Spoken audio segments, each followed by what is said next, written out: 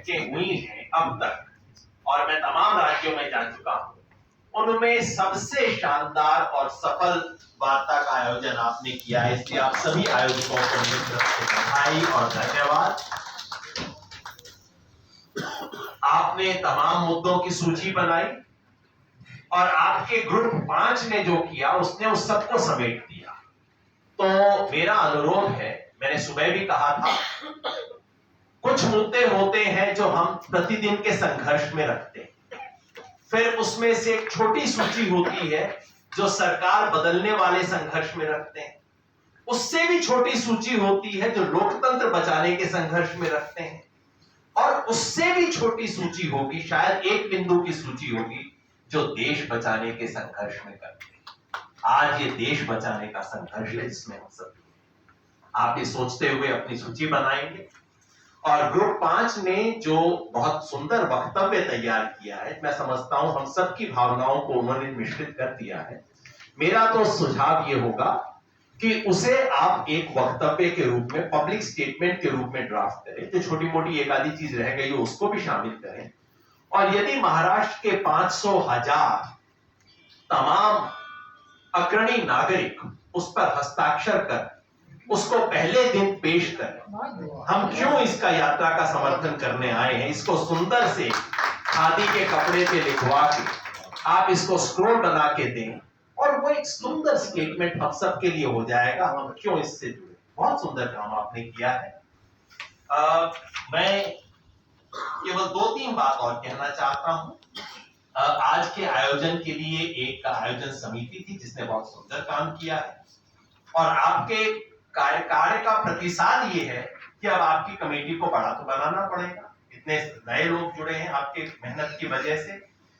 परसों वर्धा में, परसों नहीं 13 तारीख को वर्धा में एक, और नागपुर में, और फिर वर्धा में 13 और 14 को बैठक है। आदरणीय गणेश देवी जी ने बुलाया है, उसमें भी कई और समूह आएंगे।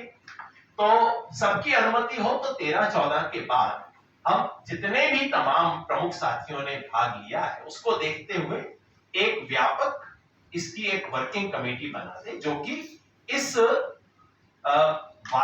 यात्रा की सफलता महाराष्ट्र में कैसे सुनिश्चित की जा सके वो कहेगी, उसमें हम सबसे संवाद कर लेंगे, वो समिति बन जाएगी। आज की बातचीत से ये बात भी निकली है कि अगर एक उसी समिति के साथ कुछ कांग्रेस के प्रतिनिधि भी बैठ जाए यात्रा के लिए भी और यात्रा के बाद के लिए, तो बहुत सुंदर एक इंस्टीट्यूशनल मैकेनिज्म हो जाएगा। जो आपने बोला नाना पटोले जी ने और बाला साहब थोराट जी ने, कि देखिए एक जमाना था 20वीं सदी की 2 सबसे बड़ी अहिंसक क्रांतियां जो हुई हैं भारत में और दक्षिण अफ्रीका में, इन दोनों को लीड करने वाली जो पार्टी थी, उस पार्टी के भीतर पार्टियां थी। कांग्रेस के भीतर पॉलिटिकल पार्टीज हुआ करती थी एक जमाने में, देश में जितना भी खींचतान होती थी सब कुछ उसके भीतर होती थी। साउथ अफ्रीकन नेशनल कांग्रेस के भीतर कम्युनिस्ट पार्टी हुआ करती थी, उसके भीतर ट्रेड यूनियन थी, उसकी कॉम्पिटिंग ट्रेड यूनियन भी उसके भीतर ही हुआ करती। वो एक परंपरा, जिस परंपरा को आगे ले जाने का एक दोबारा शुरुआत की जा सकती है। लेकिन मैं उस सब पे बात नहीं करूंगा, बस एक आखिरी बात कहना चाहता हूं, और वो ये, बार बार ये सवाल उठता है, अच्छा कांग्रेस ये करेगी नहीं करेगी, आगे क्या होगा। मैं सच बताऊं, मैं सुशीला जी की बात से पूरी तरह से मैं मान के चलता हूं कि कुछ नहीं करेगी, इसलिए नहीं कि कुछ नहीं करेगी, लेकिन भारत जोड़ो यात्रा में जुड़ने की मेरी मान्यता, शर्त यह है कि कुछ नहीं करेगी। क्योंकि जब मेरे घर में आग लगी हो तो मैं ये नहीं पूछूंगा कि घर का डॉक्यूमेंट किसके नाम पे बनेगा, अरे घर बचेगा तो डॉक्यूमेंट बनेगा ना। आज होगी कांग्रेस की गरज, होगी किसी दूसरी पार्टी की गरज, होंगे 10 नेता जो कि प्रधानमंत्री बनने का ख्वाब लेके घूम रहे हैं, लेकिन उनसे बड़ी गरज मेरे बच्चों को मैं जला हुआ घर देना नहीं चाहता, ये मेरी गरज। आज हम उसके लिए लड़ रहे हैं, और कम से कम हमारी, चूंकि हमारी गरज नहीं है, चूंकि प्रधानमंत्री की कुर्सी पे यहां बैठे हुए लोगों की निगाह नहीं है, और जिसे वो गरज नहीं होती वो बहुत बड़े काम कर सकता है। और वो जिम्मेवारी हम सब पे, उस जिम्मेवारी का निर्वाह करते हुए हम इस यात्रा को, जैसा आपने कहा, इस यात्रा ने पहले 1 महीने में मिजाज बदल दिया है थोड़ा सा। इस 2 डिग्री बदला हो, लेकिन याद रखिए जब लाइन खींचते हैं ना, 2 डिग्री अगर बदल जाए तो वो लाइन बाद में देखिए इतनी बड़ी हो जाती है।